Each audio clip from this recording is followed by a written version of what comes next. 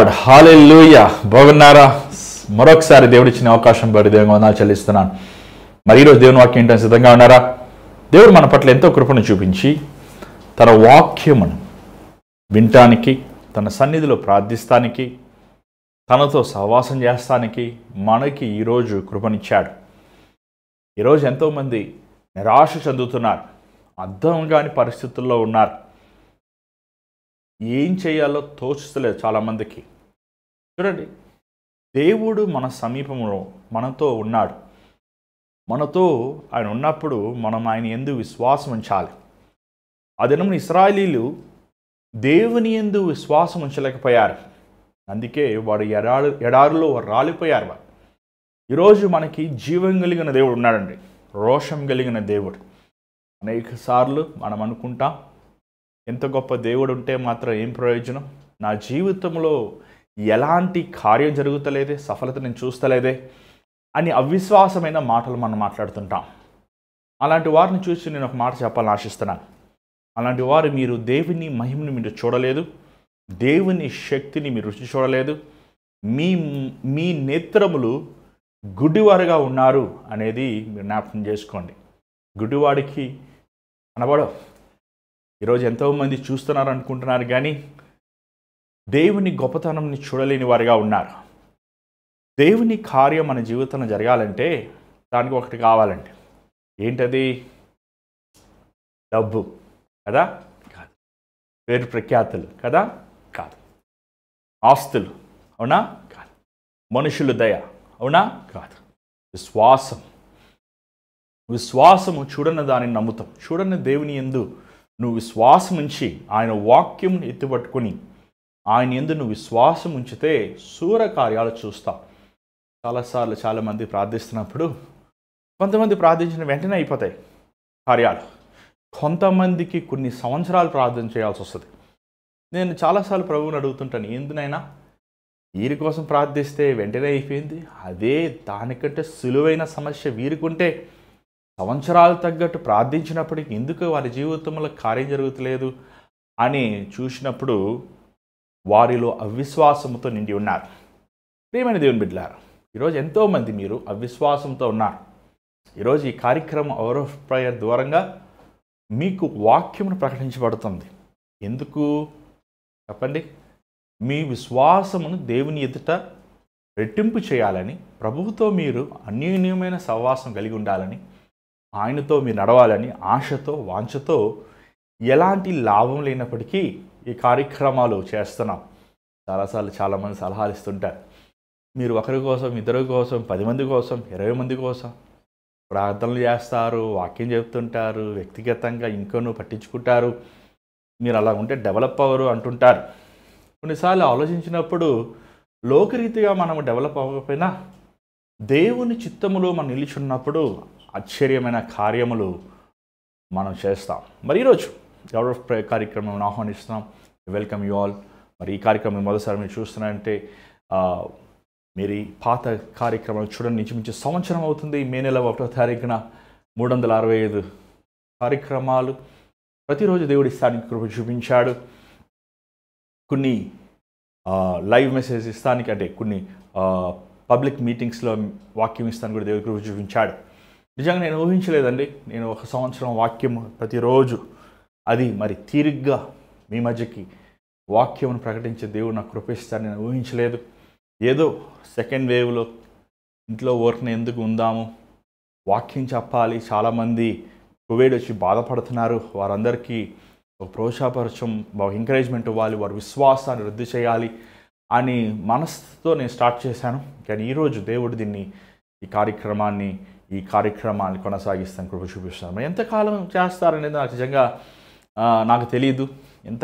నాకైతే దేవుని రాకడ వచ్చేవరకు రోజు మీకు వాక్యం చెప్పాలని ఆశిస్తున్నాను. కానీ దేవుని తలంపులు తన సేవకుల పట్ల ఒక్కొక్క విధముగా ఉంటుందండి. ఒక్కొక్క సమయం అందు ఒక్కొక్క విధంగా దేవుని నడిపిస్తుంటాడు. ఆ కేరీతు నదిలో ఏలియా ఊరంతా కరువులో ఉన్నప్పటికీ ఆయన చక్కని భోజనం చేస్తున్నాడు, కానీ దేవుడు ఆపేశాడు, మళ్ళీ ఎడారికి పంపించాడు. సో దేవుడు తలంపులు ఒక్కొక్క సమయంలో ఒక్కొక్క విధంగా ఉంటుంది.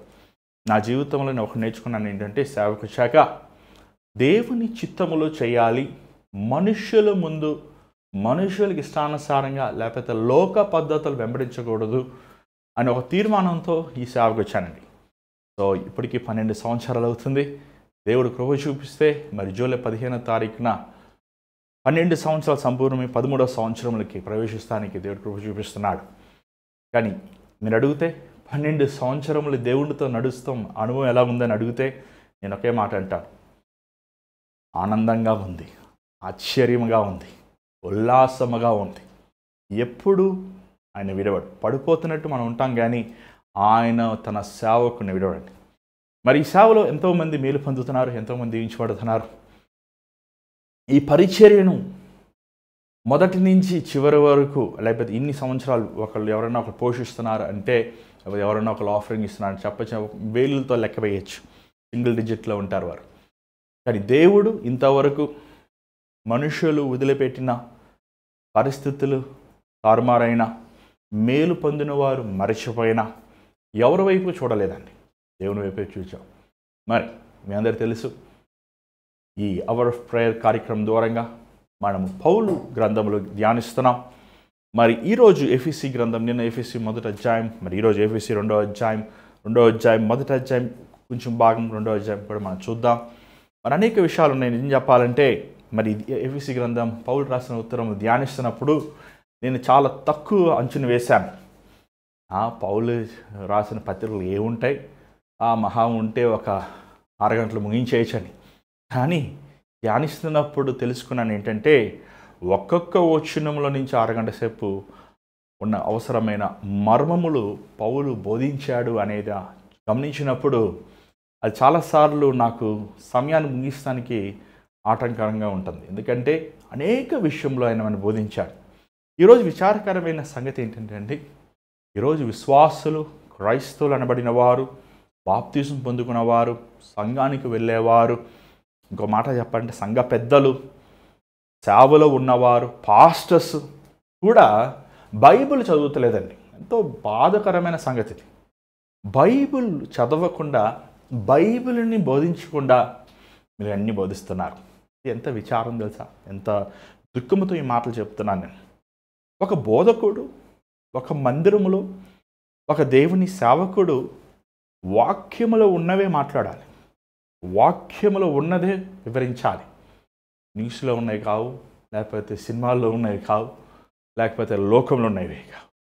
ఒక ఉదాహరణకు ఒక పాయింట్ తీసుకొచ్చేమో కానీ అదే ప్రసంగం అవ్వకూడదు. ఈరోజు వాక్యానుసారమైన సేవకులు మంచి దినముల్లో లేరండి.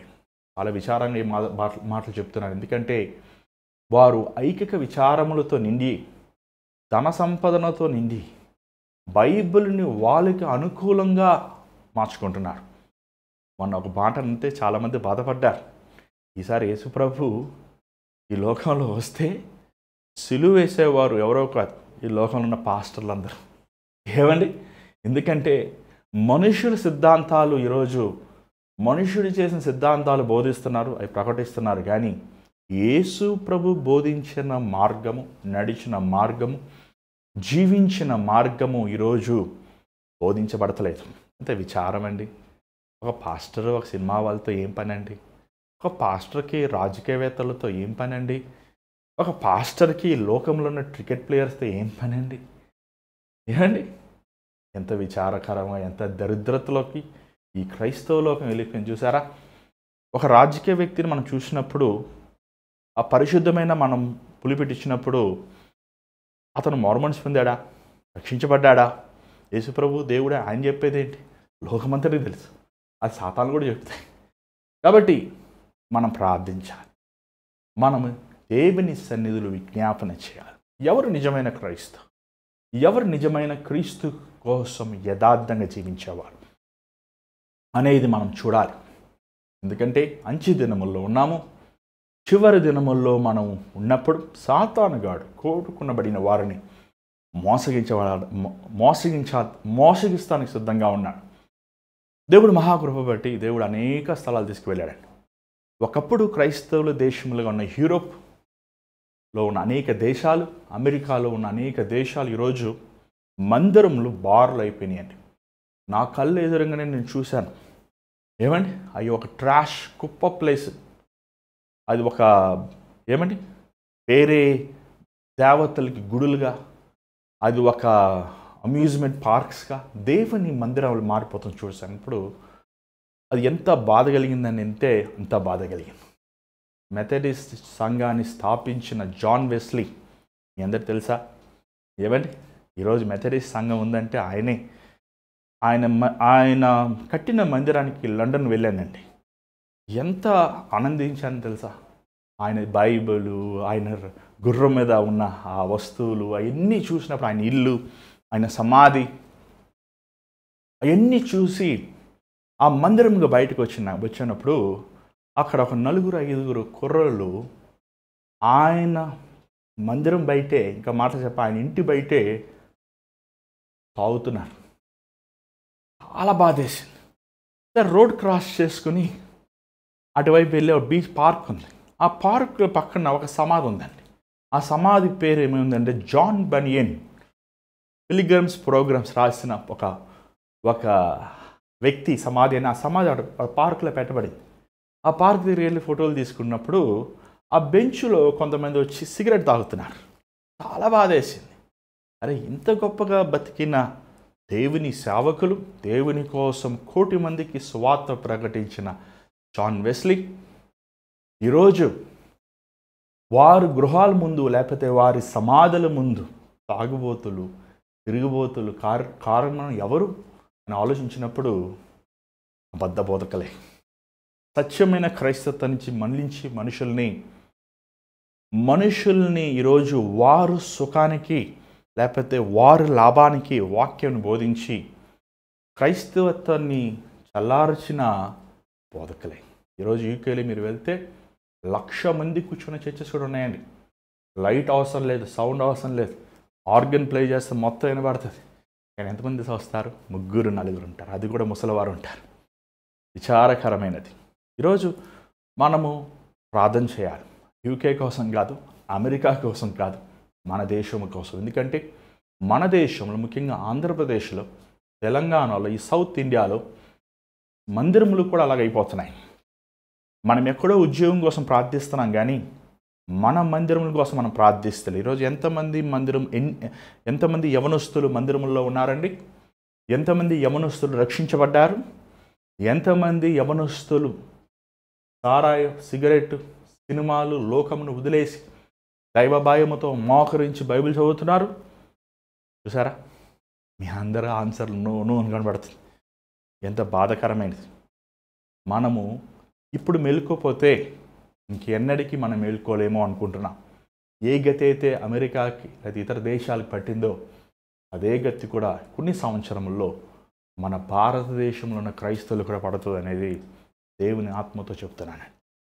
ఇది కేవలము ఈరోజు మనము మేల్కొని మన సంఘముల్లో బైబిల్ చదవాలి. విశ్వాసులు బైబిల్ చదవాలి. పాస్టర్ సేవకు వచ్చిన వారు బైబిల్ చదవాలి. ఏదో ఒక వచనం కాదు, ఒక అధ్యాయం కాదు, అలిసిపోయే వరకు చదవాలి. దేవుని వాక్యముని ధ్యానించాలి. స్వచ్ఛమైన యథార్థమైన, చూడండి, ఒక వాక్యము స్వచ్ఛమైనదని ఒక బోధకుడు చెప్తున్నారు. ఈరోజు నేను చెప్పేదే కరెక్ట్ అంటున్నారు, నేను చెప్పేదే రైట్ అంటున్నారు, నేను చెప్పేదే మంచిది అంటున్నారు, నేను చెప్పేది గుడ్ క్వాలిటీ అంటున్నారు. చూడండి, గుడ్ క్వాలిటీయా లేదనేది మీరు చెప్పాలి. ఎట్లా చెప్తారు? మీరు బైబిల్ చదివితే మీకు తెలుస్తుంది. కాబట్టి బైబిల్ చదవండి. విశ్వాసులైన వారు, యవనస్తులైన వారు, వృద్ధులైన వారు, పిల్లలైన వారు దేవుని వాక్యముని ధ్యానించండి. దేవుని వాక్యముని పఠించండి. రెండోది, దేవుని సన్నిధిలో వ్యక్తిగతంగా ప్రార్థన చేయి. ప్రార్థించే క్రైస్తవుడు, మోకాల మీద ఉన్న క్రైస్తవుడు సాతాన్ని జయించగలిగిన వాడు. ఈరోజు మన కుటుంబంలో ఎందుకు ఇన్ని ఇక్కట్లు, ఎందుకు ఇన్ని ఇబ్బందులు? మనము ప్రార్థన చేస్తలేదు. మాట్లాడుతున్నాం కానీ ప్రార్థిస్తలేదు. చాలామంది ప్రార్థన చేయమంటే 2 నిమిషాలు చేస్తారు, మాట్లాడమంటే రాత్రంతా మాట్లాడతారు. నువ్వు దేవుని సన్నిధిలో పరిశుద్ధాత్మ ద్వారా నింపబడి మూలుగుతో ప్రభువు సమర్పించుకున్న ప్రార్థన చేసినప్పుడు ఆశ్చర్యమైన కార్యాలు చూస్తాం.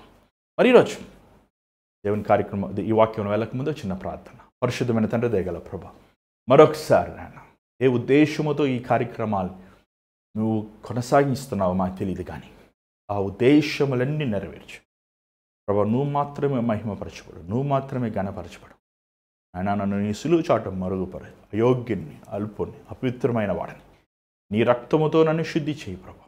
నీ బిడ్డలతో మాట్లాడే యోగ్యమైన మాటలు నాకు దయచేయమని యేసునామములో అడుగుచున్నాం తండ్రి, ఆమేన్. మరి ఈరోజు ఎఫెసీ గ్రంథం 1వ అధ్యాయము 15వ వచనం నుంచి చదువుదాం. దయచేసి ఒకసారి మనము 15 నుంచి 23 చదువుకుందాం. దాని తర్వాత ముందు వాక్యం త్వరలోకి వెళ్దాం. దయచేసి 1వ అధ్యాయం, ఎఫెసీ గ్రంథం 1వ అధ్యాయం 15వ వచనం.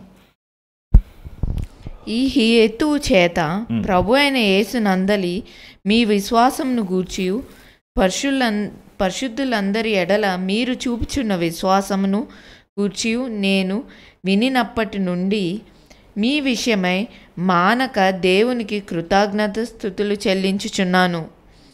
మరియు మీ మనోనేత్రములు వెలిగింపబడినందున ఆయన మిమ్మును పిలిచిన పిలుపు వలనైన నిరీక్షణ ఎట్టిదో పరిశుద్ధులలో ఆయన స్వాస్థ్యం యొక్క మహిమైశ్వర్యం ఎట్టిదో. 16వ వచనం మాత్రం చదవండి. మీ విషయమై మానక దేవునికి కృతజ్ఞత స్తుతులు చెల్లించుచున్నాను. మరియు మీ మనోనేత్రములు వెలిగింపబడినందున ఆయన మిమ్మును పిలిచిన పిలుపు వల్లనైనా నిరీక్షణ ఎట్టిదో పరిశుద్ధులలో ఆయన స్వాస్థ్యము యొక్క మహిమైశ్వర్యం ఎట్టిదో ఆయన క్రీస్తునందు వినియోగపరిచిన బలాతిశయమును బట్టి విశ్వసించు మనయందు ఆయన చూపుచున్న తన శక్తి యొక్క అపరిమితమైన మహాత్యం ఎట్టిదో మీరు తెలుసుకొనవలనని మన ప్రభు అయిన యేసుక్రీస్తు యొక్క దేవుడైన మహిమ స్వరూపియగు తండ్రి తన్ను తెలుసుకొనుట యందు మీకు జ్ఞానము ప్రత్యక్షతను గల మనసు అనుగ్రహించున్నట్లు నేను నా ప్రార్థనల యందు మిమ్మును గూర్చి విజ్ఞాపన చేయుచున్నాను. ఇది యాక్చువల్గా ఇంగ్లీష్లో 15, 16, 17, 18 ఉంది, కానీ తెలుగులో ఒకే స్ట్రెచ్లో ఒకే వచనంగా ఉంది. ఇక్కడ పౌలు గారు మొదట అంటున్నాడు, నేను మిమ్మల్ని ప్రార్థనలో జ్ఞాపకం చేసుకుంటున్నాను. చూడండి, మనము ప్రార్థించాలి, ఒకరి కోసం ఒకరు ప్రార్థించాలి. ఈ మాట మనము రోమీలు రాసిన పత్రిక 1వ అధ్యాయం 9వ వచనం చూస్తున్నాం. తెస్సలోనికలో 1వ అధ్యాయం 2వ వచనం చూస్తున్నాం. ఫిలోమెను రాసిన పత్రికలో పుస్తకంలో 1 నుంచి 4 చూస్తున్నాం. పౌలు నేను మీకోసం ప్రార్థిస్తున్నాను. ఈరోజు చాలాసార్లు చాలామంది అర్థం చేసుకుంటలేదు ఏంటంటే ప్రార్థిస్తాం అనేది చాలా ముఖ్యం. మనం మనుషులతో మాట్లాడుతుంటాం ఏమండి. ఈరోజు చాలామంది అంటున్నారు ఏంటంటే నీకు నచ్చకపోతే వాళ్ళు వెళ్ళిపోతారు, నీకు ఇష్టమైన వారు ఎవరైతే నీ జీవితంలో ఉంటారు. ఏంటేంటో బోధలండి, ఏంటి ఈ బోధలు ఎక్కడ ఉన్నాయి? చూడండి, మనం ప్రార్థించేవారుగా ఉండాలి. నచ్చకపోతే వెళ్ళిపోతారు ఎవరు, నీ నచ్చకపోతే నీ భర్తను వదిలేసే, లేదా నచ్చకపోతే నీ భార్యను వదిలేసే, నీ బిడ్డలను వదిలేసే. అంటే ఏంటది? అంటే నేను బాగుంటే చాలు, నా ఆహాన్ని ఎవరు ముట్టకూడదు. అదేంటిది? Life is about compromise. నువ్వు కాంప్రమైజ్ అవ్వాలి. మనం ఇతరుల కోసం ప్రార్థిస్తున్నప్పుడు చాలాసార్లు దేవుడు ఏం చేస్తాడు తెలుసా అంటే మన గర్వాన్ని ఎరగొడతాడు. గర్విష్టి కాంప్రమైజ్ అవ్వలేడండి. గర్విష్టికి ఎప్పుడు చూసినా తన సెల్ఫ్ ఎక్కువ, సెల్ఫ్ రెస్పెక్ట్ అంటాడు, సెల్ఫ్ ఎస్టీమ్ అంటాడు, నేను నాహాన్ని టచ్ చేస్తానని అంటాడు. సెల్ఫిష్ ఫెలో ఎప్పుడు ఒక రిలేషన్షిప్, అది ఏ రిలేషన్షిప్ అవనవ్వండి, అది ఉద్యోగంలో కొలీగ్తో అవనవ్వండి, లేకపోతే ఆఫీస్లో మేనేజర్తో అవనవ్వండి, లేకపోతే ఏమంటే ఒక స్నేహితుల మధ్య ఉన్న రిలేషన్షిప్ అవనవ్వండి, లేకపోతే ఏమంటే అన్న తమ్ముళ్ళ మధ్య, అక్క చెల్లెళ్ళ మధ్య, భార్యాభర్తల మధ్య. సో సమాజంలో ఆ వ్యక్తి బతకలేడండి. ఎందుకంటే తన ఆహాన్ని టచ్ చేయకుండా ఉండాలని ఎలా కుదురుతుంది? మనము ఇతర వ్యక్తుల్ని సంపాదించాలంటే క్రీస్తు కూడా అహంతో నిండి ఉన్నవాడైతే మనం క్రీస్తుని తెలుసుకోగలమా? క్రీస్తుడు తగ్గించుకున్నాడు మన కోసం. ప్రభువు తగ్గించుకున్నాడు కాబట్టే కదా మనం ఆయన ప్రేమను మనం గుర్తించగలుగుతున్నాం. ఈరోజు మనుషులను పోగొట్టుకుంటాం చాలా సులువ మనకి. నువ్వు నన్ను ఇలా అన్నావు, నువ్వు నన్ను అలాగ అంటున్నావు.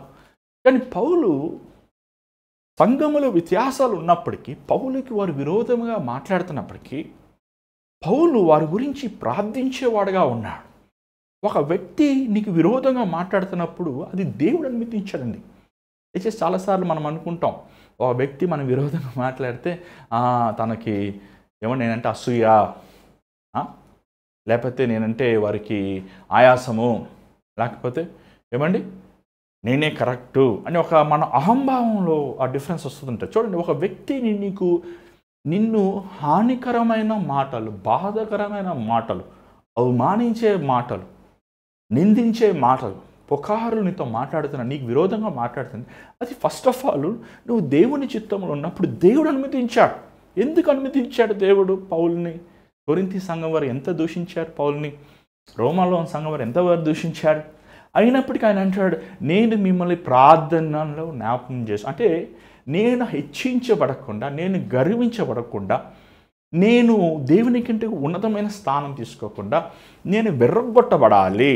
చూడండి, ఈరోజు మనందరం భక్తుల వల్ల ఆశిస్తాం. మనమంతా ఎంతో పరలోకంలో ఆయన అన్నాడు, ఫస్ట్ ప్రైజ్ కొట్టాలన్నా నేను అన్నాడు. దేవునికి స్తోత్రం అయ్యా, ఏంటంటే ఫస్ట్ ప్రైజ్ పరలోకంలో నాకే పెద్ద కిరీటం, నేనే gold medal, first medal, gold medal నాకే ఇవ్వాలి దేవుడు. అప్పుడు ఏమవ్వాలన్నాడు? ప్రభు ఏమన్నాడు? నువ్వు పరలోకంలో గొప్పవాడుగా ఉండాలంటే ఈ లోకంలో నువ్వు దాసుడుగా ఉండాలి. యాక్చువల్ ట్రాన్స్లేషన్ ఏముంటుందంటే యూ మస్ట్ బి స్లేవ్. నువ్వు ఒక బానిసగా ఉండాలి. బానిస నువ్వు కొడతారు, తిడతారు, చిత్తకు బాదుతారు, వాడికి జీతం ఉండదు, అన్నం ఉండదు, నిద్ర ఉండదు, గుడ్డి చాకరీ చేస్తాడు వాడు. నువ్వు చేస్తావా అలాగా అందరికీ? అది కుదరదు. కానీ మన పరలోకంలో ఫస్ట్ ఉండాలి. అది ఎలా కుదురుతుంది? సో పౌలు అంటాడు, నేను స్వతంత్రుడు అయినప్పటికీ నేను అందరికీ బానిసగా ఉన్నాను. ఎందుకంటే నేను వారిని క్రీస్తు కోసం సంపాదించుకుంటానికి. ప్రియమైన దేవుని బిడ్డలారా, ప్రార్థించినప్పుడు మనం చాలాసార్లు మనం అనుకుంటాం, మనం ఇతరుల కోసం ప్రార్థిస్తే వారికంటే మనం మెరుగైన వారమని. కాదు. మనం ప్రార్థిస్తున్నప్పుడు దేవుడు మనలో ఉన్న లోపంలో బయటపెడుతుంటాడు. దేవా, వ్యక్తులను దూషించాడు, మనం ఎంతమందిని దూషించాం? ప్రభా, వ్యక్తి ఇలా ఉన్నాడు, నువ్వు ఎన్నిసార్లు చేసావు? ప్రార్థన 2 అంచెల ఖడ్గం లాంటిది. నువ్వు బాగుపడతావు, నువ్వు చేసే వ్యక్తి బాగుపడుతుంటాడు. పౌలు గారు ప్రార్థిస్తాం నేర్చుకున్నాడు. అంత మాత్రం కాదు, ఆయన ప్రార్థిస్తున్న మాత్రం కాకుండా ఆయన దేవుని ఆత్మ జ్ఞానం గురించి అడుగుతున్నాడు. ఇక్కడ ఇంగ్లీష్ వాళ్ళు చాలా బాగుంది. I keep asking the God of the Lord Jesus Christ, the glorious Father, me give you the spirit of wisdom. English Bible ఏముంది? Spirit of wisdom and revolution. 2 మాటలు ఉన్నాయి, spirit of wisdom and revolution. మనం అది 17వ వచనం చూస్తున్నాం. జ్ఞానముకరమైన ఆత్మ, పరిశుద్ధాత్ముడికి ఇంకొక పేరు తెలుసు అంటే ద స్పిరిట్ ఆఫ్ విజ్డమ్. ఇంకోటి రెవల్యూషన్ అంటే ఏంటి? ప్రత్యక్షత. ఏంటి 2 మాటలు? మరి జాగ్రత్త వినండి. యేసు ప్రభు లేకపోతే దేవుని మనసుని, తండ్రి మనసుని మనం అర్థం చేసుకోవాలంటే అసాధ్యం అండి. తండ్రి మిక్కిలి గొప్పవాడు, మిక్కిలి ఉన్నతమైన వాడు. ఆయన మనసులో ఉన్న కార్యములు మనం అర్థం చేసుకోవాలంటే అది కేవలము దేవుని ఆత్మ ద్వారంగానే మనకు అది సాధ్యం. మనం మట్టితో చేయబడిన వారు, ఆయన నిరంతరం ఉండే దేవుడు, ఆయన ఉన్నతమైన స్థలంలో నివసించేవాడు. ప్రభు మనసులో ఉన్న ఆలోచనలు, ప్రభు మనసులో ఉన్న తలంపులు, ప్రభు మనసులో ఉన్న ఉద్దేశములు నువ్వు తెలుసుకోవాలంటే అది కేవలము పరిశుద్ధాత్మ ద్వారంగానే నెరవేరదు. ఏమండి, సాఫ్ట్వేర్ ఇంజనీర్స్ ఉన్నారా? ఎవరో చాలామంది సాఫ్ట్వేర్ ఇంజనీరింగ్ చేస్తారు, ప్రోగ్రామింగ్ చేస్తారు. ఏంటి ప్రోగ్రామింగ్? ఏమండి, ప్రోగ్రామింగ్ చేసినప్పుడు ఆ ప్రోగ్రామింగ్లో ఏమని ప్రోగ్రామ్ చేస్తారంటే, నేను ఏం చెప్తానో అది నీకు అర్థమయ్యే, ఆ సిస్టమ్కి అర్థమయ్యేలాగా ఒక సాఫ్ట్వేర్ డిజైన్ చేస్తారు. ఏమండి, ఆ సాఫ్ట్వేర్ ఏంటి, మనం కమాండ్ ఇస్తున్నప్పుడు అది అర్థం చేసుకునే ఒక ఇన్స్ట్రక్షన్ ఇస్తారు. ఆల్గోరిథం ఉంటుంది, దానికి సెట్ ఆఫ్ రూల్స్ ఉంటాయి, దానికి సెట్ ఆఫ్ ప్రోటోకాల్స్ ఉంటాయి, లేకపోతే సెట్ ఆఫ్ కమాండ్స్ ఉంటాయి. అలాగా నీకు దేవుని మనసులో ఉన్న ఇన్ఫర్మేషన్, దేవుని మనసులో ఉన్న ఆలోచన అర్థం చేసుకోవాలంటే ఆ మిషన్కి ఏం అర్థం అవుతుందని మనలో ఉన్న మనసు. ఆ మిషన్కి చెప్తారు, నేను ఇది నొక్కితే నువ్వు ఇది నొక్కు, ఇది నొక్కినప్పుడు నువ్వు ఇలా చెయ్యి, ఇలాగ నేను నొక్కినప్పుడు నువ్వు ఇలాగుండు అని ఇన్స్ట్రక్షన్స్ ఇస్తారు. అలాగా మనకి గ్రహించుకునే కృపను ఇవ్వగలిగిన వాడు, మనల్ని ప్రోగ్రామ్ చేయగలిగిన వాడు పరిశుద్ధాత్మ.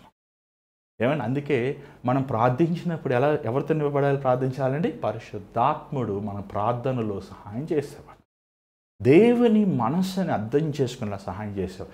ఈరోజు చాలామంది ప్రార్థిస్తాం, మనం నేను ప్రార్థిస్తాం, అమెరికాని దీవించు, ఆఫ్రికాని దీవించు, రష్యాని కాపాడు. ఓ బా యేసుప్రభా నీకు తెలీదా ఏం జరుగుతుందో? ఇక వదిలిపెడితే యేసుప్రభుకి ఇన్స్ట్రక్షన్స్ ఇస్తారు చాలామంది. అంత బ్రిలియంట్ పీపుల్ ఉన్నారు. ఏమండి చూసారా, అది మాటలతో కూడిన ప్రార్థన. ఆ మాటలతో కూడిన ప్రార్థన వేస్ట్, అది చేస్తాం ప్రయోజనం లేదు.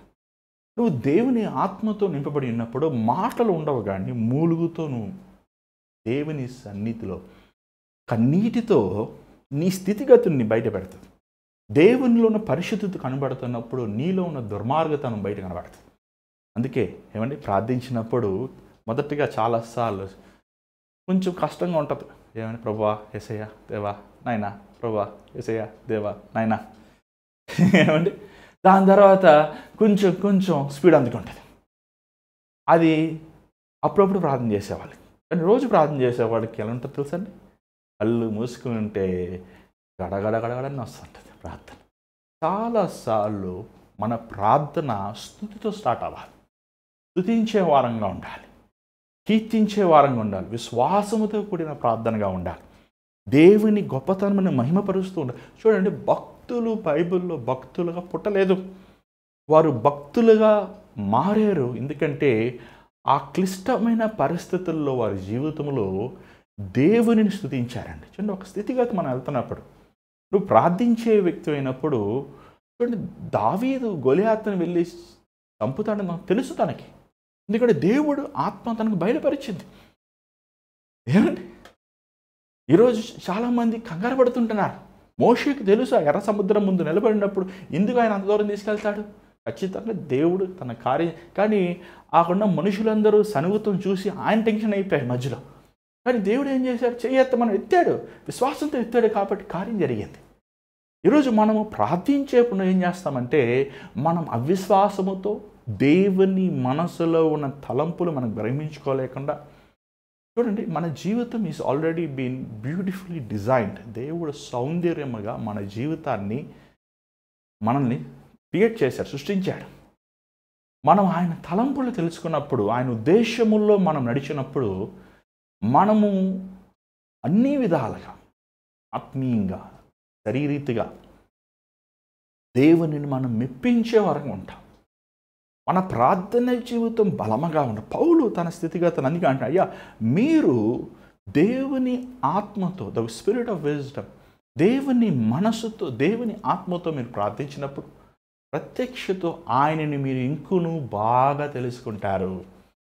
అంటే చాలాసార్లు ఈ పెళ్ళిళ్ళకి వెళ్తుంటాం, ఆ పెళ్ళిళ్ళలో ఆ పెళ్ళి కొడుకు ఆ పెళ్ళి కూతురు ఏం నవ్వుకుంటారో, ఎంత ప్రేమించుకుంటున్నట్టు ఉంటారో. అంటే అదే దాంపత్యంలో ఒక 20 సంవత్సరాలు అయిందనుకో, 10 సంవత్సరాలు అయిందనుకోండి, అసలు వాళ్ళు వెడ్డింగ్ యానివర్సరీ మొహాలు కూడా చూసుకోరు, కేక్ కూడా కట్ చేయరు. తింటాలే. ఏమండి ఎందుకు? ఆయనకి ఏది ఇష్టమో, ఏది నచ్చుతుందో, తన పెళ్ళి అయినప్పుడు ఎంతో ఇదిగా ప్రిటెండ్ చేస్తారు, కానీ పెళ్ళి అయిపోయాక నీ భర్త గురించి అయితే నీ భార్య గురించి నీకు బాగా తెలుసు. ఏమండి వాళ్ళు మొహం చూసి చెప్పేస్తారు చాలామంది భార్యలు, వాళ్ళ భర్తలు మొహం చూసి చెప్తారు ఆమెకి ఏంటి సమస్య. ఎందుకు? నువ్వు ఆ వ్యక్తితో కలిసి సహవాసం చేస్తున్నావు కాబట్టి, నీ మనసు నీ భార్యతో లేకపోతే నీ భర్తతో మిళితమైంది కాబట్టి నువ్వు ఏమంటే పై రూపమైన అలంకరణకి అవకాశం ఉండదు ఆడ. ఏమంటే మీ మనస్సులు కలిసిపోతాయి, మీరు నడిచే జీవితంలో ఏమంటే ఒక అన్యూన్యమైన ప్రేమ ఉంటుంది. అదే పౌలు అంటున్నాడు, మీరు క్రీస్తుతో పాటు నడుస్తున్నప్పుడు, క్రీస్తుని మీరు ఇంకొక తెలుసుకున్నప్పుడు, ఇంకా క్రీస్తులో ఉన్న శక్తిని, క్రీస్తులో ఉన్న ప్రేమను, ఆయన కనికరమని, ఆయనలో ఉన్న కృపను మీరు తెలుస్తున్నప్పుడు, ఆయనతో మీరు మిళితమైనప్పుడు ఆ ఆనందమే వేరేగా ఉంటుంది.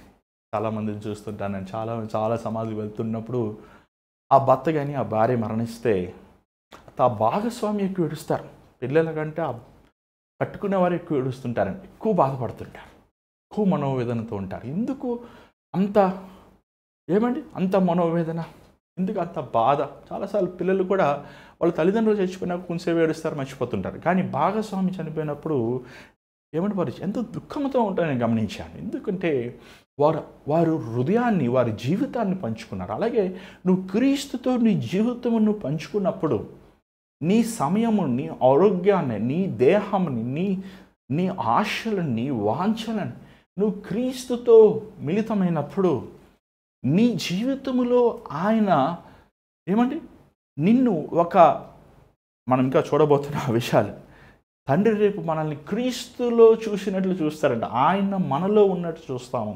ఆ మాటలను ఇంకా 2వ అధ్యాయంలో మనం చూస్తున్నాం.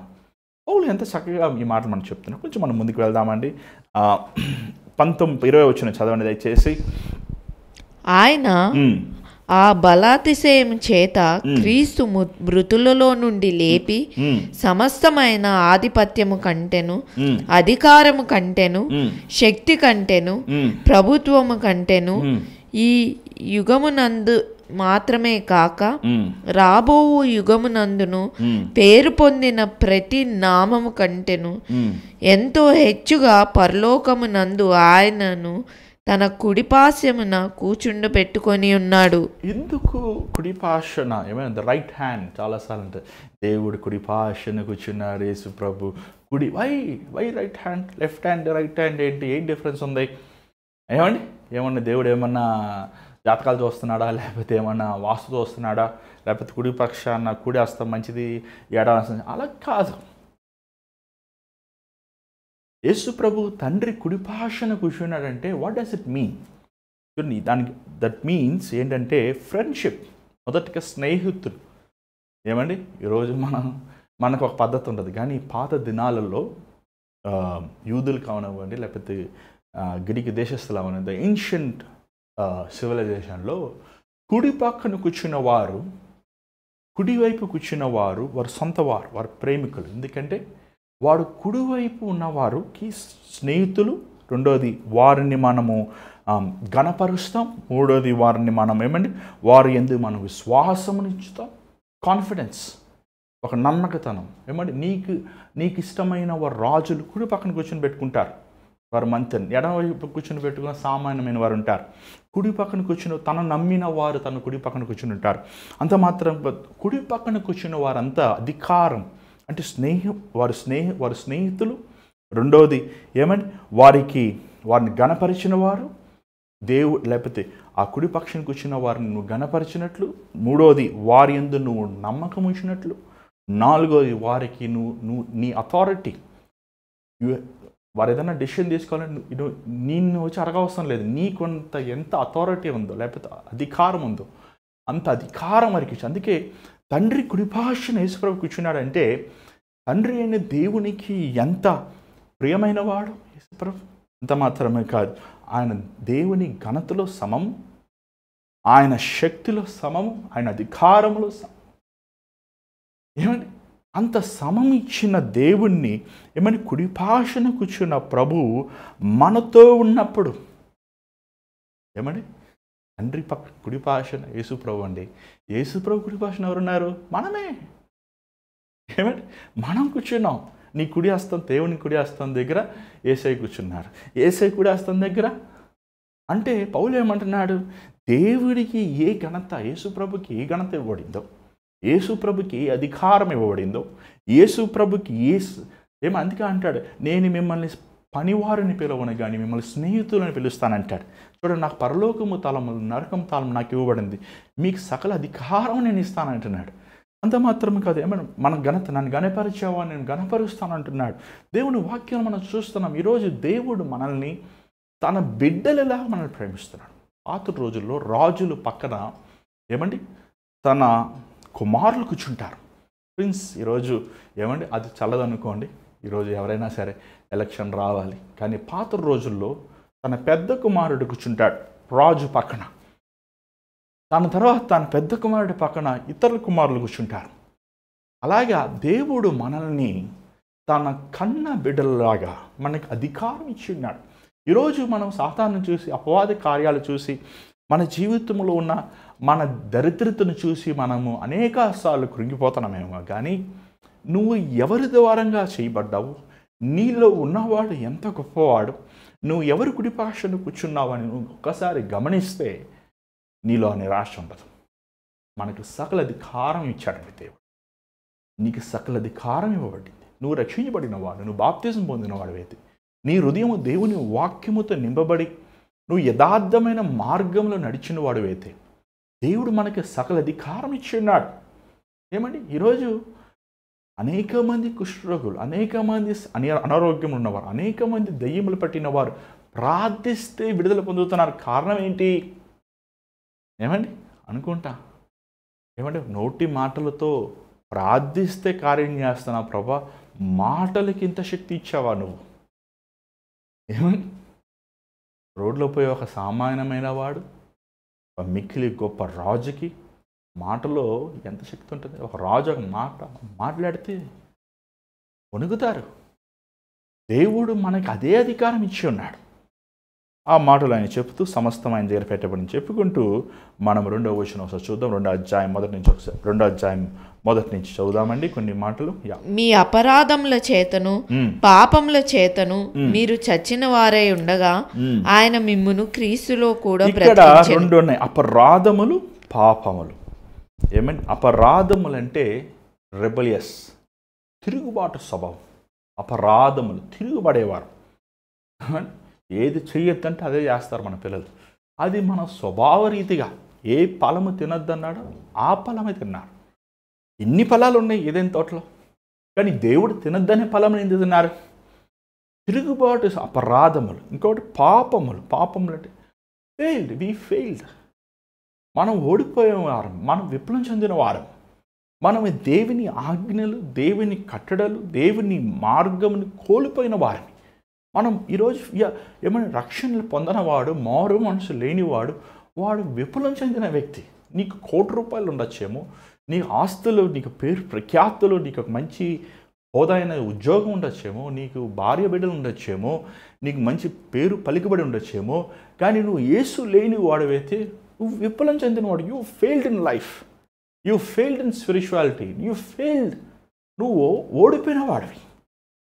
మన అపరాధములు, మనము దోషములు, మనం చచ్చిన వారుగా ఉన్నాం. ఏమన్నా చచ్చినవాడు ఏమంటామంటే blind, is a blind man. ఇంగ్లీష్లో ఉంది. ఏమైనా గుడ్డివాడిని ఏమంటే చచ్చినవాడు. ఆత్మీయంగా చచ్చిన వారుగా ఉన్నాం. ఈరోజు చూస్తున్నామంటున్నామే కానీ దేవుని కార్యములు చూడలేని వారుగా ఉన్నాం. శరీరమైన సంబంధమైన కార్యముతో మనం నింపబడి ఉన్నాం. 2 కొరింథీ 4వ అధ్యాయం 3-4 మనం చూస్తున్నాం, మీరు చదువుకోవచ్చు. దాని తర్వాత చచ్చినవాడు పాపానికి బానిసవాడు. అదే మాటలు మనం చూస్తున్నాం రోమిలు రాసిన పత్రిక 6వ అధ్యాయం 17వ వచనములో. అలాగే చచ్చినవాడు చీకటితో నింపబడి ఉన్నవాడు. యోహాను సువార్త 3వ అధ్యాయం 19-20 మనం చూస్తున్నాం, చచ్చినవాడు అనారోగ్యంతో ఉన్నవాడు. మార్కు సువార్త 2వ అధ్యాయంలో 17వ వచనం మనం చూస్తున్నాం, చచ్చినవాడు తప్పిపోయినవాడు. లూకా సువార్త 15వ అధ్యాయం మనం చూస్తున్నాం. అంత మాత్రమే కాదు, చచ్చినవాడు అపవాది చీకటి శక్తుల ప్రభావములతో ఉండినవాడు. అది మనం కొలీసులు రాసిన పత్రిక 1వ అధ్యాయం 13వ వచనంలో మనం చూస్తున్నాం.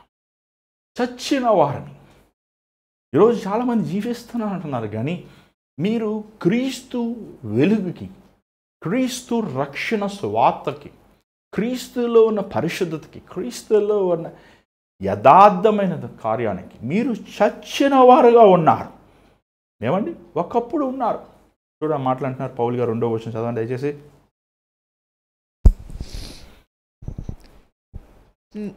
మీరు అపరాధముల చేత పాపముల చేత మీరు చచ్చిన వారే ఉండగా ఆయన మిమ్మును క్రీస్తుతో కూడా బ్రతికించెను. మీరు వాటిని చేయుచు వాయుమండల సంబంధమైన అధిపతిని అనగా అవిధేయులైన వారిని ఇప్పుడు ప్రేరేపించు శక్తికి అధిపతిని అనుసరించి ఈ ప్రపంచ ధర్మము చొప్పున మునుపు నడుచుకొంటిరి. వారితో కలిసి మనమందరము శరీరము యొక్కయు మనసు యొక్కయు కోరికలను నెరవేర్చుకొనుచు మన శరీరాశలను అనుసరించి మునుపు ప్రవర్తించుచు కడమ వారి వల్లనే స్వభావ సిద్ధంగా దైవోగ్రతకు పాత్రులమై ఉంటిమి. అయినను దేవుడు కరుణా సంపన్నుడై ఉండి మనము మన అపరాధముల చేత చచ్చిన వారమై ఉండినప్పుడు సైతము మన ఎడల చూపిన తన మహా ప్రేమ చేత మనలను క్రీస్తుతో కూడా బ్రతికించెను. కృప చేత మీరు రక్షింపబడి ఉన్నారు. పౌలు గారు చాలా సింపుల్గా చెప్తున్నాడు. ఒకప్పుడు మీరు అవిధేయులుగా ఉన్నారు, ఒకప్పుడు సాతాను సంబంధమైన వారు. చూడండి, ఈరోజు మిమ్మల్ని ఒక ప్రశ్న అడగాలనుకుంటున్నాను. మీరు దేవుని బిడ్డలు అంటున్నారు, రక్షించబడిన వారు అంటున్నారు, మందిరానికి వెళ్తున్నారు, వాక్యం చదువుతున్నారు, యేసయ్య నాకు ఇష్టం అంటున్నారు, పాటలు పాడుతున్నారు, చప్పట్లు పడుతున్నారు, హల్లెలూయా అంటున్నారు. కానీ మీ పాత స్నేహితుడైన సాతాను నుంచి మీరు విడుదల పొందారా? మీ హృదయములో పాపము నుంచి మీరు విడుదల పొందారా? అపవాది ఒకప్పుడు నీ రాజు, అపవాది సాతాను గాడు. ఒకప్పుడు నువ్వు దేవునికి అవిధేయుడిగా ఉన్నావు, తిరగబడేవాడిగా ఉన్నావు. కానీ ఇప్పుడు నువ్వు అలాగే ఉన్నావా? ఇప్పుడు నువ్వు అలాంటి జీవితమే జీవిస్తున్నావా? అలాంటి బతుకుతున్నావా? ఇప్పటికీ నువ్వు సాతాను కార్యాలకి బానిసగా ఉన్నావా? నువ్వు అలా ఉంటే నీలో మార్పు లేదయ్యా, నీలో మార్పు లేని వాడుగా ఉన్నావు. చూడు, ద ప్రాబ్లం ఈరోజు ఏంటంటే ఎఫ్ఈసీలో ఉన్న సంఘంలో ఏంటంటే వారు వెలిగించబడినప్పటికీ, జీవించబడినప్పటికీ, క్రీస్తు శక్తి ద్వారంగా వారు పునరుద్ధానం అయినప్పటికీ వారు విడిచిపెట్టిన దానిని మరలా చేయాలని ఆశిస్తున్నారు. ఈరోజు చాలామంది అలా ఉన్నారండి. ఒకప్పుడు తెలియక నువ్వు చేస్తావు, కానీ ఇప్పుడు నువ్వు తెలిసి నువ్వు చేస్తున్నావు. పౌలు అది చెప్పుకుంటూ వచ్చి దేవుని కృప ద్వారంగా మనం రక్షించి. చూడండి, రక్షణ చాలా విలువైనది. ఈ లోకములో ఉన్న సంపదలన్నీ నువ్వు ఇచ్చినా, ఈ లోకములో ఉన్న సర్వ ప్రాణములను బలిగా ప్రభుకి ఇచ్చిన రక్షణను మనం పొందుకోలేమండి. దేవుని ప్రాణానికి అది సమం కాదు. కానీ యేసుప్రభు తన ప్రాణముని మన కోసము ఆయన కల్వరి శిలువలో ధారపోశాడు. అది కేవలం ఆయన కృప ద్వారంగానే కానీ మన నీతి కార్యాల వల్ల. ఈరోజు చాలామంది they don't want to accept they are sinner. ఏమంటే మీరు పాపి అంటే నేనేంటండి పాపి, నేను చాలా మంచివానండి. ఒక ఆయన అన్నాడు, నేను చాలా మంచివానండి. మీకు తెలియదు. మా పాస్టర్ గారిని అడగండి, మా అమ్మగారిని అడగండి, మా భార్యని అడగండి, మా సంఘ పెద్దని అడగండి, మా ఊర్లో అడగండి, ఎంతమందికి అన్నదానం చేశాను, నేను చాలా హెల్పింగ్ పర్సన్ అండి. మీరు చాలా అబద్ధం చేసుకుంటున్నారు. నీ మంచి కార్యాల వల్ల, లేకపోతే నీ పుణ్య కార్యాల వల్ల, లేకపోతే నీ యథార్థమైన కార్యాల ద్వారా. చూడండి, కొంతమంది ఈరోజు ఎంతోమంది కార్లు వేసుకుని వెళ్ళిపోతున్నారు ఎక్కడికి, ఏదో ఒక గుడికి వెళ్ళి జుట్టు ఇస్తున్నారు. ఇది కూడా దేవుంది అని. ఎందుకు? జుట్టిస్తే మా పాపాలు పోతాయి, జుట్టిస్తే నీ పాపాలు పోతాయి, సముద్రం మూదితే నీ పాపాలు పోతాయి, బూడిద రాసుకుంటే నీ పాపాలు పోతాయి, మట్టిలో దుల్లితే నీ పాపాలు పోతాయి. అంటే ఎందుకు వేసుకో సులుపులో మరణించాలి? అంత సులువా పాపాలు పోతానికి? ఏమండి, మేకలు గొర్రెలు కోసేస్తే రక్తం చిందిస్తే మనుషుల పాపాలు పోతాయా? నీ పిల్లల్ని బలిచ్చేస్తే మనుషుల పాపం పోతాయా? లేకపోతే నీ దగ్గర ఉన్న డబ్బులన్నీ ఏమండి కానుక పెట్టి వేసేస్తే మనుషుల పాపాలు పోతాయా? అంత సులువా మనుషుల పాపం పోతానికి? ఈ లోకములని, ఈ శూన్యములని చాలా విలువైనది ఏంటి తెలుసా? యేసు ప్రభు ప్రాణం, ఆయన రక్తం.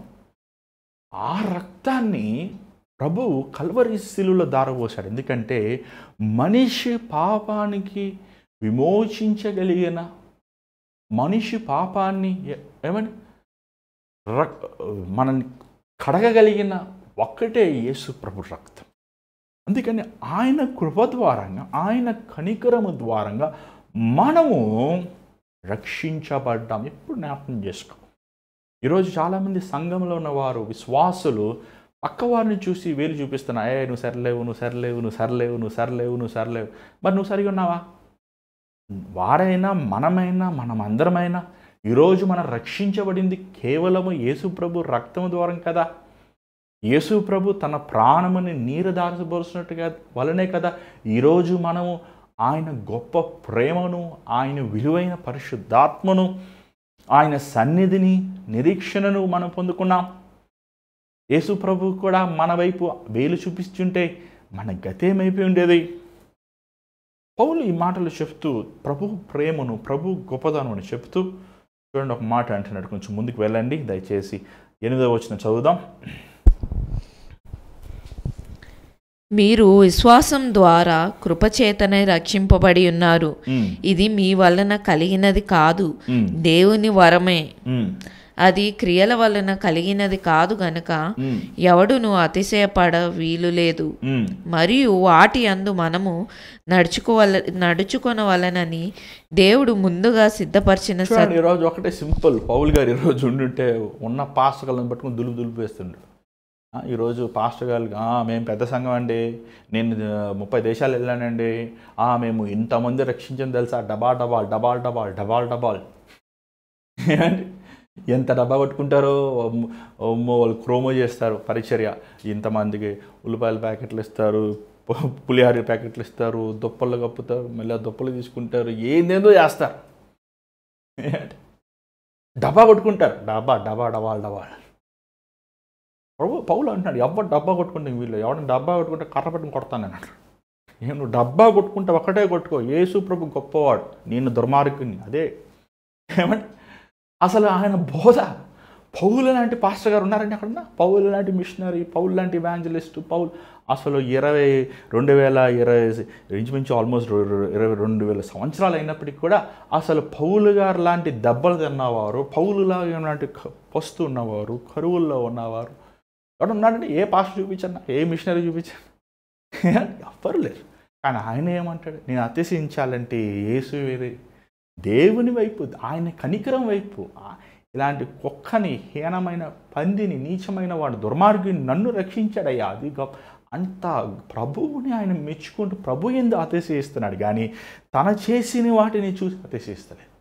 అసలు ఎంత ఒక విలువైన మనసు అంటే, ఎంత తగ్గింపు పౌల్లో మనం చూస్తున్నాం. ఈరోజు ఎందుకు క్రైస్తవులకు తగ్గించుకోలేకపోతున్నాం మనం? క్రీస్తుకు ఉన్న గుణమే అది కదా. క్రీస్తులో ఉన్నది ఏమంటే మనం తగ్గించుకునే వారముగా, విరిగిన వారముగా, నలిగిన వారము ఉంటామే కదా. ఎందుకు ఈరోజు మనము ఇతరులను క్షమించలేకపోతున్నాం, ఇతరులను మనము సహించలేకపోతున్నాం, ఇతరులను మనం ఓర్చుకోలేకపోతున్నాం. ఏదో కొంచెం దేవుడు లేవనెత్తితే గర్వమైన మాటలు విర్రవీగిపోతుంటారు. ఏమండి, వారు పరిచర్లు చూసి, ఆస్తులను చూసి, వాహనాలను చూసి, పేరు ప్రఖ్యాతులను చూసి, మనుషులు అయ్యగారు వందనాలండి, అయ్యగారు వందనాలంటే, అంటే అయ్యగారు నీకు వందనాలంటే ఏమంటే నువ్వు గొప్పడు అయిపోతావా? ఆ రోజు ఆ గాడిద కూడా అంతే. ఆ గాడిద నీకు వందనాలు, గాడిద నీకు వందన, ఆ గాడిద సాల్వులు కప్పుతున్నారు, ఆ గాడిద హల్లెలూయా హల్లెలూయా పాడ. ఆ గాడిద అనుకుంది, అమ్మో అందరూ నన్ను బుద్ధి తెచ్చుకున్నారు, వీళ్ళు మొన్నటి చితక బాధారు నన్ను, ఇప్పుడు నన్ను బుద్ధి తెచ్చుకుని సారీ చెప్తున్నారు అందరూ అనుకుంది పాపం. కానీ కొద్దిసేపు నాకు అర్థమైంది ఏంటని, యేసు ప్రభుతనమైనది అన్నాడు. ఒక సేవకులు ఈరోజు పాస్టర్స్ ఏమండి, అబ్బా తిని వాళ్ళు కూడా అంత ఉండదు, అంత క్రేజ్ ఈరోజు పాస్టర్స్. కానీ ఎందుకు? అది మేము గాడిదని, నేను గాడిదని, ఇంకో పాస్టర్గా నాకు అవసరం లేదు, నేను గాడిదని కాబట్టి, నేను ఏసైని మోస్తున్నాను కాబట్టి మనుషులు సాలాలు కప్పుతారు, కానుకలు ఇస్తారు, అన్నా నువ్వు ప్రార్థిస్తే కార్యం జరిగింది అంటారు, అన్నీ చెప్తారు. ఎందుకంటే నేను, నా మీద ఎవరున్నారు? ప్రభువు. అంతేగాని నా గొప్పతనం కాదు, నేను గాడిదనే. ఇప్పుడు నేను చెప్తాను, ఎవరు చాలా కప్పిన, అయ్యా నేను గాడిదనయ్యా, నువ్వు సేవకురా నీకు కప్పుతారు, కానీ నేను గాడిదనే, తిరుగుబాటు చేసిన గాడిదని. ఈరోజు ఈ ఘనత ఉందంటే అది నా మీదున్న నా ప్రభు నిమిత్తమే. పౌలు అలా తను హెచ్చించుకుంటున్నాడు. చూడండి, దట్ ఈస్ ద బ్యూటీ. ఒక సేవకుడు, ఒక విశ్వాసి, ఒక రక్షించబడిన వ్యక్తి, యేసుని మనం హెచ్చించాలి, మనం తగ్గిపోవాలి. అసలు ఏమండి, మనము ప్రభు ముందు ఒక ఏమంటే మంచులాగా తొలగిపోవాలి. ప్రభు హెచ్చించబడాలి, ప్రభు కనపరచబడాలి, ప్రభు మహిమ అలాగా ఆయన తేజస్సు రావాలి. మనం ఒక వాక్యం చెప్తున్నప్పుడు మనుషులు మెచ్చుకుంటుంటారు, మనం వాక్యం చెప్తున్న మనుషులు మెచ్చుకున్నాను చాలాసార్లు ఏమంటామండి, బా నేను ఎంత మంచి వాక్యం చెప్పాను ఆహా అని ఒక బోధకుడిలో గర్వం వచ్చేయకూడదు. నువ్వు వాక్యం చెప్పాడు అంటే అది నువ్వు కాదు చెప్పింది, నీలో ఉన్న పరిశుద్ధాత్ముడు చెప్పాడు. ఏమండి, చాలాసార్లు మీటింగ్ అయిపోయాక కానీ నన్ను నేను ప్రభా నేను ఒక పెంటనయ్యా, కేవలము నీ కృపే. ఏమండి, నేనేదో జయపాల్ గారి అబ్బాయిని కాబట్టి, లేకపోతే నేనేదో 12 సంవత్సరాలు సేవ చేశాను కాబట్టి, ఏదో దేశాలు తిరిగి కష్టాలు పడ్డాను కాబట్టి, అది కావు. కేవలము ప్రభు. పోరా పిచ్చాడా, ఏదో సరే పో, ఆయన ఏదో జాలి చూపించాడు, ఏదో ఏమండి ఆయన ఏదో కృప చూపించాడు, ఆయన దయదాక్షణ వల్లే ఏమండి నేను సేవ చేయగలుగుతున్నాను. ఇదే మాట నేను చివరి వరకు ఇదే మాట చెప్తాను. దేవుడిని ఎంత దీవించినా, ఎంత దీవించకపోయినా, పుట్టినా, ఆశీర్వదించిన ఏమైనా సరే, ఈరోజు నేను ఏమై ఉన్నాను అది కేవలము మహాగణుడైన గొప్ప మహాత్ముడైన యేసు ప్రభువాన్ని. ఆ యేసు ప్రభువుని మనం గణపరచాలి అని చెప్పుకుంటూ వచ్చి ఒక మాట అంటున్నాడు చూడండి 10వ వచనంలో. చూడండి ఒకసారి ఎఫెసీ గ్రంథం 2వ అధ్యాయం 10వ వచనం. మరియు వాటి యందు మనము నడుచుకోవాలనని దేవుడు ముందుగా సిద్ధపరిచిన సత్క్రియలు చేయుటకై మనము క్రీస్తు యేసునందు సృష్టించబడిన వారమై. అది మనం ఎందుకు చేయబడాం? ఎందుకు అయ్యా నువ్వు పుట్టావు చెప్పు. ఇంజనీర్ అవుతావా, డాక్టర్ అవుతావా? సరే అవు. ఎందుకు పుట్టావు? ఒక ఆయన ఎందుకు పుట్టాడు? ఎందుకు పుట్టావు? బతకాలి కదన్నా, అందుకే పుట్టాడు అన్నాడు. అయితే ఏమండి దేవుడు అనుకున్నాడు కదా. ఎందుకు పుట్టావు? ఈరోజు మమ్మల్ని అంటే చాలామంది అడుగుతున్నాం, ఎందుకు మీరు పుట్టారు? దేవుడు ఉద్దేశించాడు కాబట్టి. అది మనం క్రీస్తు యేసునందు మంచి కార్యములు, గుడ్ వర్క్స్, యేసులో మన మంచి కార్యములు చేయాలని, క్రీస్తు పోలు జీవితం జీవించాలని కోసం చేశారు మనం. ఏమండి ఇక్కడ తెలుసుకోండి, ఎందుకు పుట్టామని అడిగితే యేసు కోసం పుట్టాను నేను. యేసు ప్రభుని ఈ లోకాన్ని చూపిస్తాం కోసం, యేసు ప్రభులో ఉన్న మంచి కార్యములు ఈ లోకములు నేను బయలుపరుస్తాం కోసం నన్ను యేసు ప్రభు సృష్టించే. పౌలు అసలు ఎంత విశాలంగా ఆలోచిస్తాను చూసారు. ఎంత విశాలంగా తన వాక్యం ఉంది సారా. ఈరోజు వాక్యం చెప్పమంటే ఏమంటే ఈ పక్కడి గురించి చెప్తారు, లేకపోతే ఎదుటివాడి గురించి చెప్తాడు, లేకపోతే సినిమా వాళ్ళ గురించి చెప్తారు, లేకపోతే ఏంటయ్యా మీ వాక్యం బోధిస్తున్నారు. కొన్నిసార్లు కోపం వచ్చేస్తుంది, కంపన కొట్టాలనుకున్నా. ఏమి పులిపేట మీద నిలబడి సినిమాల గురించి సినిమా కథలు చెప్తావేంటయ్యా, సినిమా వాళ్ళ గురించి చెప్తావేంటయ్యా, ఏంటయ్యా అసలు ఏంటండి ఈరోజు? వాక్యం చెప్పండి అయ్యా అంటే కథలు చెప్తారు, పెట్ట కథలు.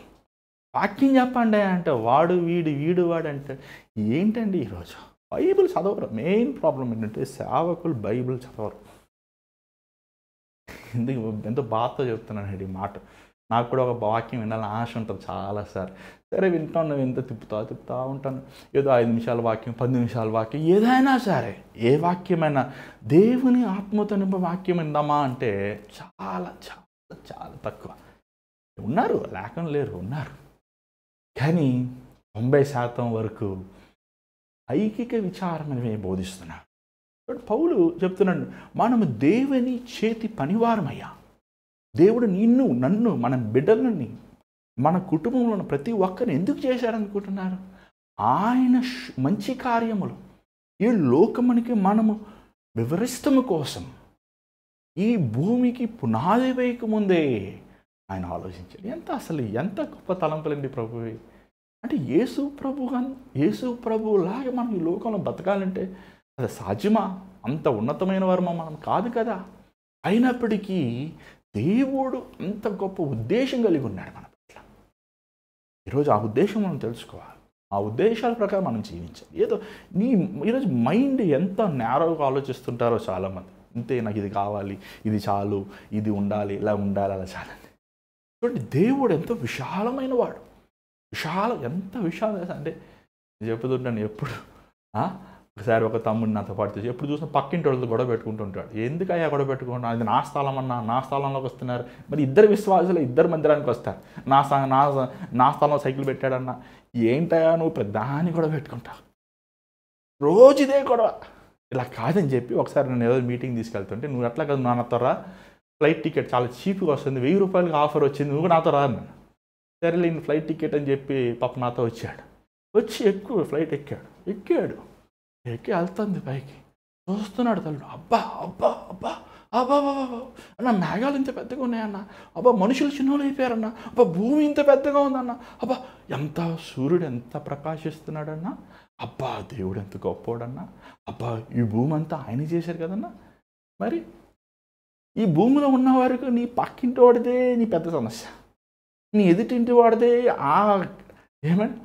ఆ కాస్త ధనమే నీకు కావాలంటావు, ఆ కాస్త ధనమే లేకపోతే ఆ ఉద్యోగమే నాకు అదే చాలనుకుంటావు, నాకు అదే లోకం అనుకుంటావు. కానీ నువ్వు పైకి వెళ్ళిపోయే కొలది, పరలోకం మనం వెళ్ళిపోయే కొలది, భూ సంబంధమైన వాటి చిన్నగా మనకు కనబడతాం. దేవుని బిడ్డలమైన మనమండి పై సంబంధమైన వారిని, ఈ భూ సంబంధమైన వారిని కాము. మనము దేవుని సంబంధమైన వారిని, దేవుని రాజ్యము సంబంధమైన వారిని. ఏదైనా సరే నీ ఆస్తులు, నీ సమస్తం విడిచిపెట్టాలి. హ్యాపీగా విడిచిపెట్టు, హ్యాపీగా దేవుని కోసం వదిలిపెట్టు. అంతేకాని డబ్బు కోసం బతకొద్దు దయచేసి. లోకరీతైన ఉద్యోగాల కోసం, పేరు ప్రఖ్యాతల కోసం బ్రతకద్దు. దేవుడు నిన్ను చేసింది ఆయనలో ఉన్న మంచి కార్యములు. ఈ లోకం ఏంటిలో యేసులో ఉన్న మంచి కార్యాలు ఏంటండి? యేసులో ఉన్న ప్రేమ, యేసులో ఉన్న కనికరం, యేసులో ఉన్న దయాళత్వం, యేసులో ఉన్న ఆశానిగ్రహం, యేసులో ఉన్న పవిత్రత, యేసులో ఉన్న యథార్థత, యేసులో ఉన్న క్షమించే మనసు. ఈ గుణగుణాలు మన ద్వారంగా ఈ లోకానికి ప్రభావితం చేయాలని ఆశిస్తున్నాడు దేవుడు. ఎంత గొప్పవాడండి ప్రభు.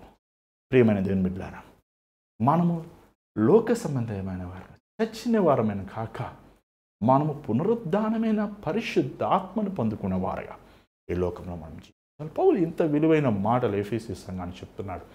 మరి ఎఫెసీ సంఘంలో ఉన్న this is called doctrine of church. సంఘము సిద్ధాంతము. ఒక సిద్ధాంతం అంటారు. సంఘములో ఉన్న క్రీస్తు సంఘంలో ఉన్న వారు, క్రీస్తు సంఘంలో ఉన్న విశ్వాసులు మనం ఎలా ఉండాలి తెలుసా అండి?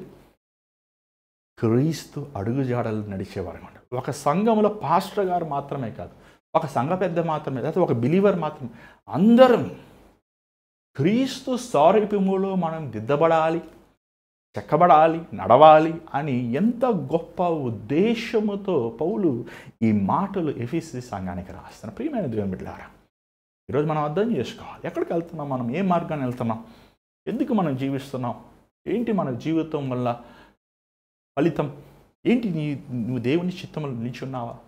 మనం పరీక్షించుకోవాలి. ఈరోజు మనల్ని పరీక్షించుకోవాలి. ఎవరినో మనం పరీక్షించే అవసరం. మన హృదయంలో ఉన్న డంబము, మన హృదయంలో ఉన్న గర్వము, మన హృదయంలో ఉన్న స్వనీతి, మన హృదయంలో ఉన్న లోక కార్యములు మనం పరీక్షించుకొని, పరిశోధించుకొని, దేవుని రక్తముతో మనం కడగబడి ఆయన విలువైన ఆత్మ ద్వారంగా మనం నడిపించబడి ఉండాలి. ఈరోజు మీ జీవితాలు దేవుని సమర్పించుకోండి. ఐకిక విచారముల వల్ల ఏం తిందుమా, ఏం తాగుదామా, ఏం ధరించుకుందామా, ఏం సంపాదించుకుందాం కాక ఆయన నీతిని, ఆయన రాజ్యాన్ని మనం మొదటి వెతుకుదాం. ఆయన కోసం ఈ లోకములు మన సాక్షిగా ఉంది. చేస్తాలో ఉంచుతారా? ప్రార్థిద్దాం. పరిశుద్ధమైన తండ్రి, దయగల ప్రభువా, అవును నాయనా, నీ కోసం మమ్మల్ని చేసుకున్నాం, నీ కోసం మమ్మల్ని జీవింపజేస్తున్నాం, నీ కోసం మమ్మల్ని నైనా నీ పునరుద్ధానమైన శక్తితో నింపి ఉన్నాం. నేను చివరి శ్వాసి వరకు నీ కోసమే మేము ఈ లోకములు, ఎలాగ ఒక క్యాండిల్ అది కాలుతూ వెలిగిస్తుంది, అలాగ మేము వెలిగించబడుతూ నీ కోసం మేము ఆవిరిగా మారిపోతానికి సహాయం. నువ్వు ఎంత గొప్పవాడు నాయన, నీ తలంపులు ఎంత గొప్పవయ్యా.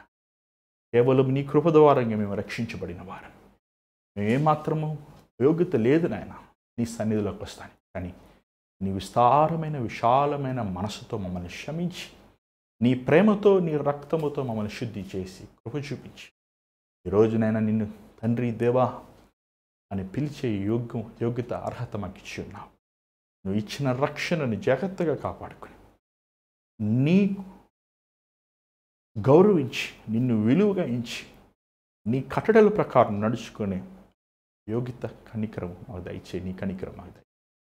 నీ చేతి మీద రేపు కలుసుకున్న కృప చూపించి, నీ బిడ్డలతో నువ్వు మాట్లాడమని యేసునామములో నడుచున్నాం తండ్రి, ఆమేన్. మరి దేవుడు నీతో మాట్లాడంటే మాకు తెలియపరచండి. మీ ప్రార్థనాసలు మాకు తెలియపరచండి. దయచేసి మీ పేరు, ఊరు వివరంగా మీ ప్రార్థనలు పంపించండి. మీకోసం మేము ప్రార్థన చేస్తున్నాం. ఎంతోమంది దేవుడు ఆశ్చర్యమైన కార్యాలు చేస్తున్నాడు. చూడండి, నాకు ఈరోజు కొంచెం ఆత్మీయమైన విషయాలు మీతో మాట్లాడుతాను. పౌలు రాసిన విషయాలు, కడుపు నొప్పి, తలపోటు, ఉద్యోగము, ఏమంటే ఎగ్జామ్ అలాంటి చెప్పలేదు మీకు. దయచేసి అవన్నీ డిఫాల్ట్గా వస్తాయండి. మనం దేవుడు మనలో ఉంటే మనము ఆశీర్వదించబడతాము, చుట్టూ వాళ్ళందరూ ఆశీర్వదించబడతారు. మనం చేసే ప్రతి పని సఫలత. So I'm not concentrating on those things, ఎందుకంటే అవి కావాల్సిన బోధలు మనం ఆల్రెడీ వింటున్నాం. బైబిల్ ఉన్నట్టు చెప్పాల్సి వచ్చినప్పుడు నేను కాంప్రమైజ్ అవుతాం ఇష్టం లేదండి. ఉన్నట్టు చెప్పాలని ఇష్టపడుతున్నాను. నా కోసం ప్రార్థన చేయాలి, ఎందుకంటే ఉన్నట్టు చెప్తే మనుషులు మెచ్చుకోరు, చాలామంది మెచ్చుకోరు. కానీ ఎండ్ ఆఫ్ ది డే దేవుడు మెచ్చుకోవాలి. దేవుడు ఇష్టమైనట్లు వాక్యం బోధించాలి. అలాంటి బోధకుడుగా నేను ఉండేలా ప్రార్థన చేయండి. అంత మాత్రం కాదు, మరి ఈ అవర్ ఆఫ్ ప్రేయర్ కూడా కంటిన్యూ చేయాలని ఆశిస్తున్నాం. మరి ఎంతవరకు నాకు ఇది వెళ్తుందో నాకు తెలియలేదు. మరి దేవుడు తన తలంపులు ఏంటో ఇంకా ప్రేయర్లో కనిపెడుతున్నాను. మరి మీరు కూడా ప్రేయర్ చేయండి. ఈ ప్రోగ్రామ్ లైక్ చేయండి, సబ్స్క్రైబ్ చేయండి. మీ సంవత్సరం అయిపోతుంది, కొద్దిమంది మాత్రమే ఈ కార్యక్రమాన్ని చూస్తున్నారు.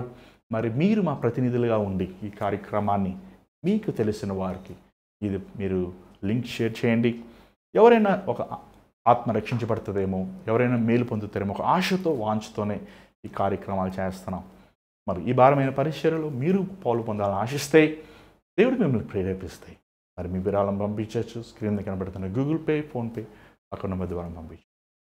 దేవుని చేతి మీద రేపు కలుసుకుందామండి. అంతవరకు God bless you. Take care.